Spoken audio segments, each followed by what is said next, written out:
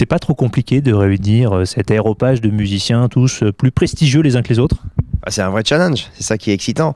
C'est merveilleux de pouvoir accueillir dans la même journée Myung-Whun Chung, Ludovic Morleau qui arrive de Seattle, demain Yo-Yo Ma, après c'est Gustavo Dudamel qui est en tournée. C'est vrai que c'est incroyable. Et pour une ville comme Aix-en-Provence, je pense que les gens réalisent à quel point ils sont entre guillemets gâtés. On est tous gâtés d'avoir ces artistes qui arrivent d'un jour à l'autre. Pour parler moderne, c'est la méga classe.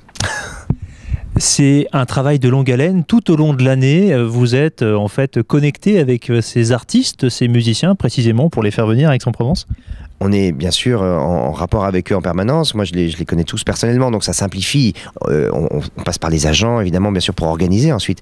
Mais surtout, on se parle avec Dominique Bluzet tous les jours, que je sois à Tokyo, à Londres, à Marseille ou je ne sais où. À Marseille, du coup, on se voit, mais on se parle tous les jours. Et c'est un travail, bien sûr, je ne suis pas dans un bureau, parce que je suis moi-même sur scène, plus de 100 concerts par an, mais c'est un travail de longue haleine. On travaille sur les éditions 2015, 2016, 2017. Et en même temps, on est en plein dans 2014. Donc, c'est un travail, mais c'est totalement passionnant. C'est un rêve de gosse que vous réalisez?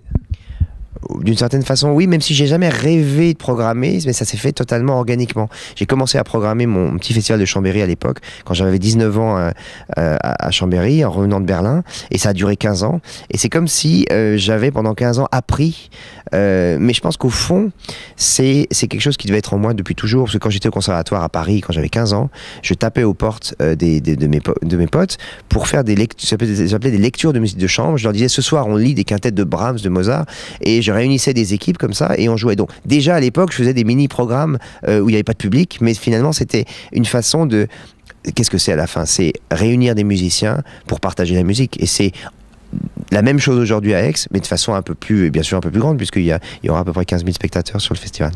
L'avenir du festival de Pâques d'Aix-en-Provence, c'est quoi? C'est peut-être d'essaimer à l'international? Avant d'essaimer, il faut installer, il faut... faire durer le festival, on va le faire évoluer, il y a plein de choses qu'on peut faire mieux.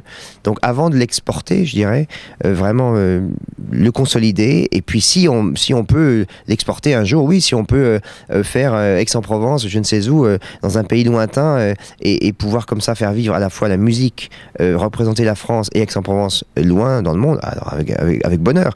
Mais c'est un peu trop tôt, on en reparlera dans quelques années.